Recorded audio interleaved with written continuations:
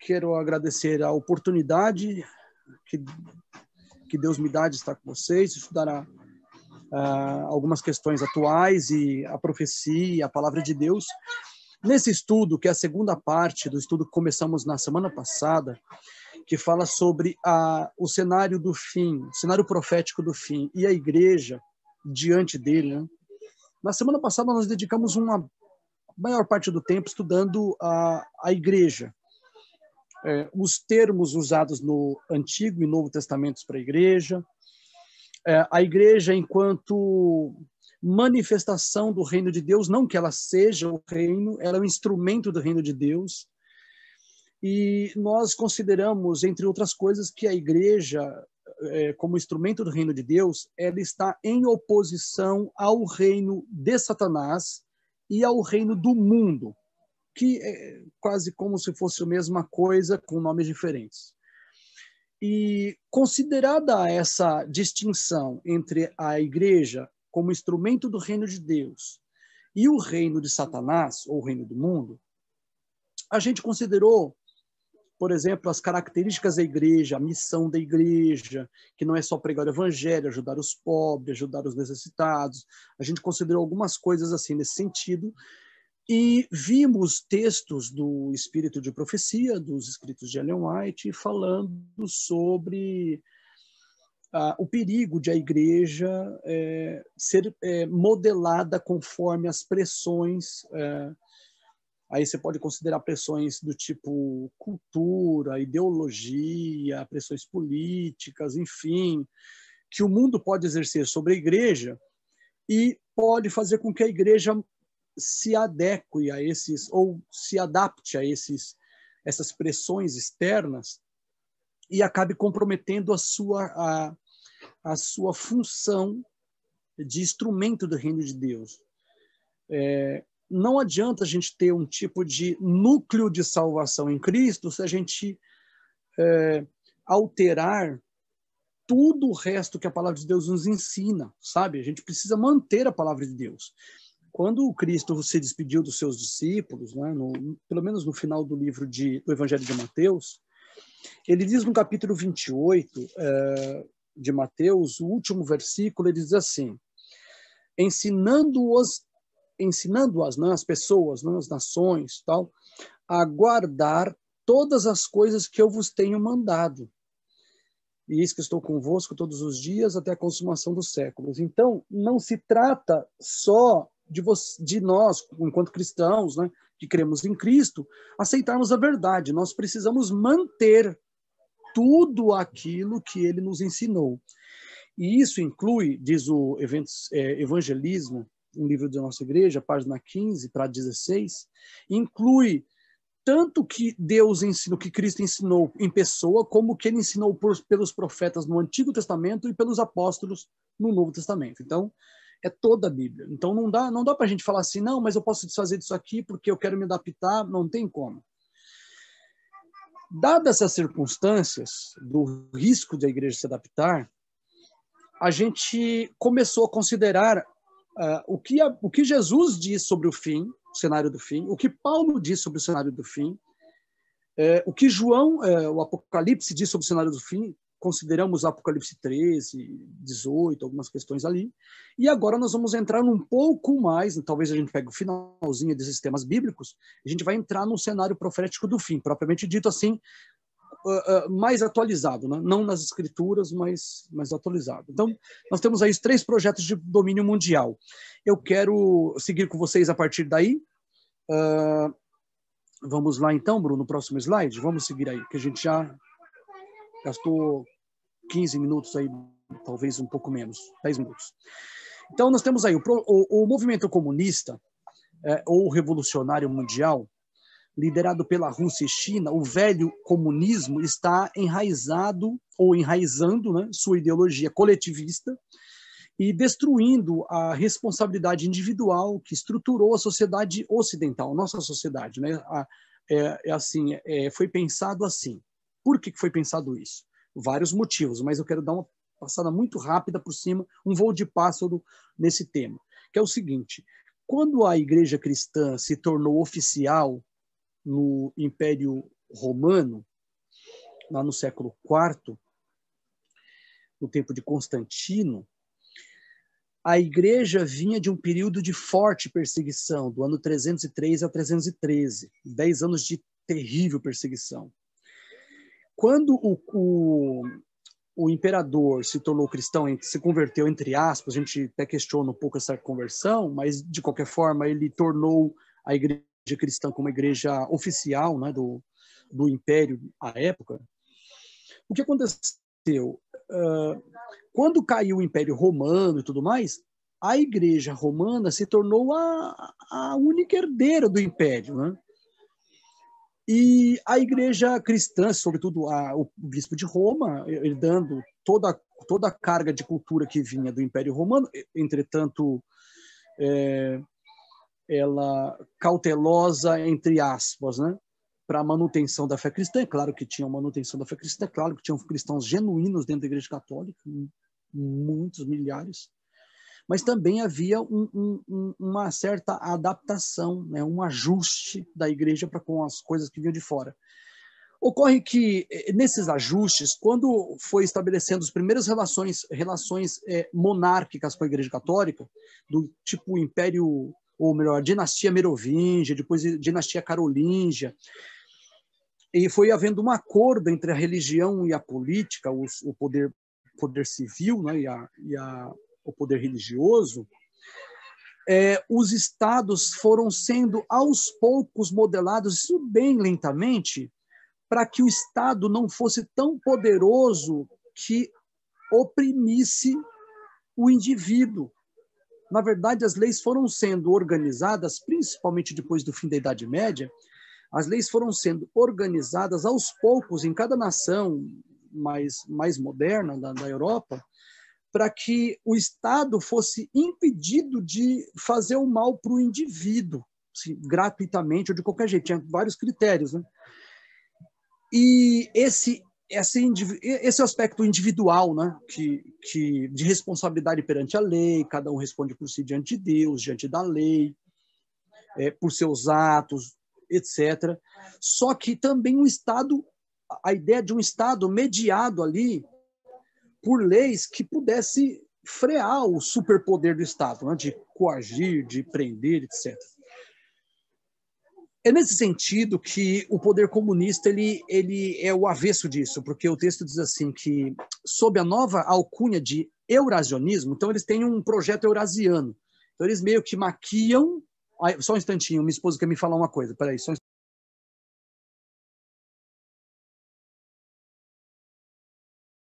Beleza. Sabe o que acontece? Aqui é o seguinte. Então, eles querem mascarar o projeto comunista, agora com o título de eurasianismo, né? Eurasianismo, da Eurásia. Os maníacos seguidores de Marx, Lenin, Stalin, Pol Pot, Fidel e Mao Tse-tung, eles tentaram recontar a história deixando de lado os mais de 100 milhões de mortos que suas ideias já provocaram. Isso nos 70 anos de comunismo no mundo, né? Desde a Revolução Russa, né, em 1917, até 1990, né? Então, nesses 70 anos, mais ou menos, aí de comunismo, contando vários países do mundo, foi mais de 100 milhões de mortos. Fica em torno de 130 milhões. Então, eles tentam mascarar isso, né? Esse projeto comunista. Tem o segundo projeto comunista, que é o islamismo, né? Que é o segundo os seguidores de Alá, né, do Islã. O Islã só estará realmente satisfeito, né? A religião islâmica ficará satisfeita quando o último homem da Terra se tornar convertido, não um submisso, Islã, né? Aí o que acontece? A força desse projeto reside nas motivações que transcendem os desejos materialistas muito evidentes entre os outros dois modelos, né? Os dois concorrentes, que é o eurasianismo, ou o comunismo modificado, e, do outro lado, o globalismo. O crescimento do islamismo na Europa, a gente viu semana passada, né? Nas Américas, aliado ao fortalecimento do poder das forças radicais dentro do Islã, como consequência da Primavera Árabe e tal, os últimos movimentos migratórios, Isso tem potencializado a corrosão dos valores ocidentais e aproxima, de certa forma, o choque entre essas duas civilizações. Na Europa está um caos. Eu não sei se vocês ficaram sabendo, teve um evento na Europa, no sul da Alemanha, eu esqueci o nome do lugar agora. Esqueci, se eu me lembrar eu falo. Teve um lugar ali, acho que em 2013 ou 14, que mais de 1.000 mulheres foram estupradas ao mesmo tempo. Assim, simultaneamente estupradas. Isso foi, assim, feito por muçulmanos lá, sabe? E mais de 1.000 mulheres. Foi uma coisa coletiva, assim. Ó. Eles, sabe, barbarizaram. E nós estamos, por exemplo, só para a gente ter uma ideia desse choque de civilizações. O Macron, Emmanuel Macron, da França, ele está propondo que não haja a separação dos muçulmanos, dos cristãos, um tipo de segregação muçulmana na França. A França sempre foi, desde o Império, a dinastia Merovingia até hoje, sempre foi aliada ao cristianismo. Até, durante muito tempo, séculos a fio, a Igreja Católica. Né? E depois da Revolução Francesa, a França, dominada pelo espírito revolucionário, ela tem se mostrado muito avessa à ideia não só da Igreja Católica, não, avessa ao cristianismo em geral. Ela tem sido avessa ao sobrenatural, pelo menos a esse sobrenatural, que é o cristianismo e suas divisões. Então, a França está muito, muito, muito aberta para o islamismo, mas extremamente crítica para o cristianismo. Isso faz parte tudo do projeto, sabe? Tem gente na família britânica, na família real britânica, que é muçulmana, praticante do islamismo. Isso é estranhíssimo, né? E na Europa, várias lideranças estão cooptadas por essa religião. Então, vamos ver o que vai dar. E o terceiro projeto são os globalistas, que a gente conhece como socialistas fabianos, multibilionários, os banqueiros mais poderosos do mundo. E, gente, olha, a revista Forbes, ela não vai revelar isso. Quando a revista Forbes coloca primeiro lugar da fortuna no mundo, não é, pode ter certeza, não é. Quando vai os primeiros 10, não é. Os mais poderosos do mundo são os donos do Federal Reserve, do Banco Federal Americano. Só para vocês terem uma ideia. E a dívida, em 2017, isso eu estou relembrando, porque isso já foi dito em outros estudos aqui com a gente. Em 2017, se não me engano, eu estava fazendo uma vigília numa igreja na região de Tiradentes, um lugar bem afastado, não me recordo agora exatamente o lugar. E eu me lembro que... Não, Ferraz, eu acho. Aí eu me lembro que, quando eu estava lá, perguntaram para mim como que... Eu estava falando sobre nova ordem mundial, alguma coisa assim. E eles perguntaram assim, e eu estava explicando, falando sobre exatamente isso. Eu falei para eles assim, ó, os donos do Federal Reserve, Banco Federal Americano, eles têm os Estados Unidos na mão, porque a dívida interna dos Estados Unidos é a maior dívida do planeta Terra, assim, ó. O que o Estado americano deve para o Banco Federal Americano, que é privado, não é banco do Estado, é banco privado, é um banco particular, eles devem mais de 20 trilhões de dólares. De lá para cá eu não atualizei a dívida, mas é mais de 20 trilhões de dólares. Isso é quase impossível de pagar. Né? O Estado quebra. Se pagar, quebra. Instantaneamente, acaba os Estados Unidos. Não tem como pagar mais nada. Nem funcionário público, nem exército, nem Força Armada, não tem mais nada. Então, assim, tudo isso o Estado deve aos donos do Federal Reserve. E eles são donos também. Eles criaram a ONU, eles criaram o FMI, eles dirigem todos esses organismos mais importantes do mundo. Então, esses caras são os caras mais poderosos do mundo. E eles não constam na lista da Forbes como as fortunas os 10 primeiros lugares. Mas eles são muito mais poderosos do que qualquer outro. Esses são os metacapitalistas. Então, vamos lá. Próximo slide, Bruno. Vamos dar uma olhada nas coisas aí. A gente vai adiantar. A face mais conhecida daquilo que a gente chama de nova ordem mundial pode ser identificada nos movimentos globalistas, financiados pelos grandes banqueiros internacionais, cujas corporações, melhor dizendo, né, fundações bilionárias dedicadas aos, entre aspas, tá? Muitas aspas aí, interesses sociais e organizações políticas, como a ONU, o Federal Reserve, a Comissão Trilateral, o Diálogo Interamericano, o Conselho de Relações Exteriores, o Clube Bilderberg, o Clube de Roma e muitos outros, eles têm tentáculos. Ou seja, às vezes você está falando, mas é o Clube de Roma, não são os caras do Federal Reserve. Dá na mesma coisa, porque eles são tentáculos deles, sabe? Eles criaram esses organismos para eles não serem vistos diretamente como são os mesmos caras. Não, eles têm capangas, né? Eles têm pessoas que estão representando os interesses deles em todas essas instituições. E o cristianismo é a única força poderosa para fazer frente a esse projeto. Poderosa culturalmente falando. A Suelen sabe o que eu vou falar agora, e eu quero que vocês... eu vou tentar ilustrar agora como eu faço na sala de aula para os alunos de 6º ano, tá bom? A história tem 3 ritmos, tá bom? Vou passar para vocês assim, nesses termos simples. A história ela tem 3 ritmos. A história de curta duração, a história de média duração e a história de longa duração. Agora, para ilustrar esses ritmos da história, eu vou usar uma imagem agora, uma figura agora, uma ilustração. Então, eu quero que você tente imaginar isso. Imagine que a gente esteja sobre um barco pesqueiro, quem sabe, ou um navio, no meio do oceano, e a gente pudesse ver o oceano, descendo o oceano e vendo as correntes marítimas. Lá em cima, onde está, na superfície do oceano, onde está a nossa embarcação, nós vemos as ondas se movendo rapidamente. Ela representa essas ondas lá da superfície, onde faz espuma, né? As ondas fazem espuma, a gente entende como história de curta duração. Se você se aprofundar no oceano até 500 metros de profundidade, quem sabe, você vai ter uma corrente marinha lá embaixo, que é como se fosse uma onda, uma corrente, né? Como se fosse uma onda, tem camadas dela, né?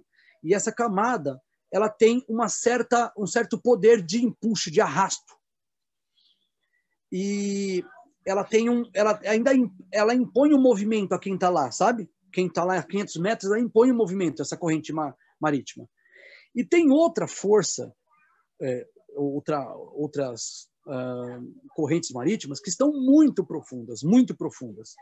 E elas quase não têm aquele movimento de onda. Ela praticamente é reta. Só que ela tem um poder de arrasto muito forte. Só que ela é lenta. O poder de arrasto dela é forte e contínuo. Aquela história de longa duração. Então, pensa isso ilustrado agora de uma forma assim, pensando em coisas, em história prática agora. Vamos imaginar. Uma história de curta duração. Uma espécie de, vamos imaginar assim, uma luta eleitoral, que nesse ano, né? É uma coisa de curta duração, 1 mês, 2 meses, no máximo, se tiver segundo tempo, ou segundo turno, né, da eleição. Uns 15 dias, mais 45 dias está resolvida a eleição. Mais ou menos. No máximo 2 meses. Pensa agora no estudo, numa história de média duração. Por exemplo, a duração de um regime político. Por exemplo, o comunismo durou 70 anos lá na Rússia, mais ou menos, né?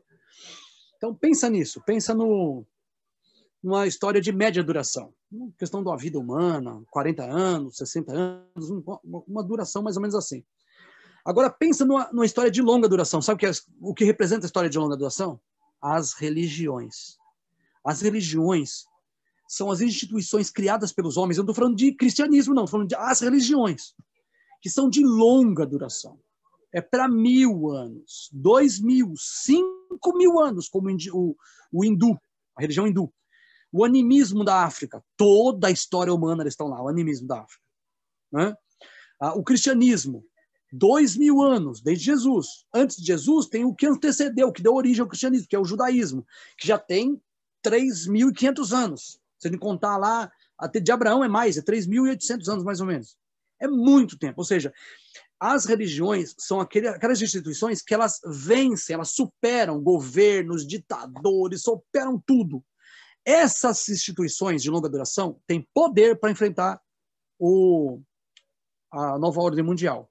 Tem influência, tem poder de arrasto. Por isso, entendido isso, o que levou os teóricos, filósofos revolucionários, como Antônio Gramsci, Lukács e tudo mais, pensar assim, até o Marx, por que a gente tem que atacar a religião? Porque as religiões elas são perenes, entende? As religiões são perenes, elas continuam. Elas não são passageiras, elas vêm e se instalam e não tem jeito mais, vai 200, 300, 400, 1.000 anos, 2.000, 3.000, 5.000, entendeu? Então, como que você faz para destruir uma religião? Droga, como que a gente destrói isso? Sabe como que é? A gente se infiltra. Olha aí, ó. A religião que condenou a escravidão e defende a igualdade entre todos os homens impede que algum líder seja idolatrado. Já começa por aí. Todo político é visto com dúvida. Sei lá, hein? Você fez errado agora. Ou seja, o cristão ele não tende, não se inclina a idolatrar. Nessa simples sentença, reside toda uma resistência a qualquer forma de governo mundial pretendida pelas forças que hoje disputam a hegemonia mundial. Próximo slide. Vamos seguir adiante, que agora a gente tem que dar uma acelerada e vai acabar o nosso tempo já já. O primeiro ciclo, o ciclo das ideias. As sociedades iniciáticas, antes de 1717, depois, em 1717, a maçonaria, que era operativa, ela se torna especulativa, é diferente. A partir de 1717, ela se torna mais influente no mundo da política, do comércio, dos acordos entre as nações, da tomada do poder, etc., nesse sentido.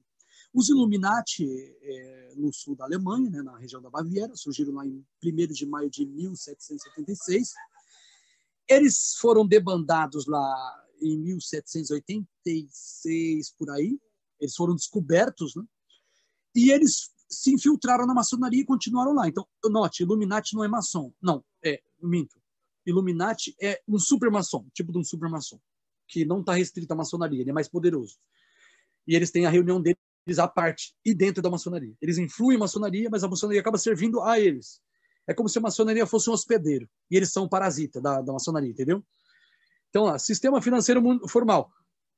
Normal, o que eles queriam fazer? Eles queriam estabelecer uma república universal. Usavam a ideia da república de Platão e tal. Uma república universal é tipo de um governo, nova ordem mundial, um governo mundial. Eles queriam isso. Próximo slide. Eu acho que, Bruno, vai dar o tempo aí? Não, porque está 8h38. O que você acha? 4 minutos tem. Então dá para a gente abordar isso aí rapidinho. Vamos lá. Os objetivos deles, inicialmente. Então, vamos ver assim. Ó. Vamos imaginar que oficialmente a Illuminati não existe mais. Oficialmente não existe mais. Porque, na verdade, a instituição, enquanto tal, ela foi debandada da Alemanha. Fato é que eles continuaram vivos, os principais Illuminati. Adam Weishaupt, que era o fundador visível, note bem, o fundador visível dos Illuminati nunca foi pego. Nunca foi pego. Quem foi o fundador não visível, oculto? Esse é mais poderoso. Mas até, na verdade, eles são os verdadeiros Illuminati, que nem estavam nas reuniões dos Illuminati. Foi a família Rothschild. Irmãos, é assim, ó, é muita coisa que não dá para falar agora, mas vamos adiante. Ó. O objetivo, a aniquilação total da monarquia e todo tipo de governo segundo o antigo regime. Antigo regime dito assim, monarquia, a igreja como era antigamente, aquele modelo até o século XVIII, vamos dizer assim. Abolição da propriedade privada para indivíduos e sociedades. 3. Supressão dos direitos de herança em qualquer caso. Eles querem acabar com o direito de herança.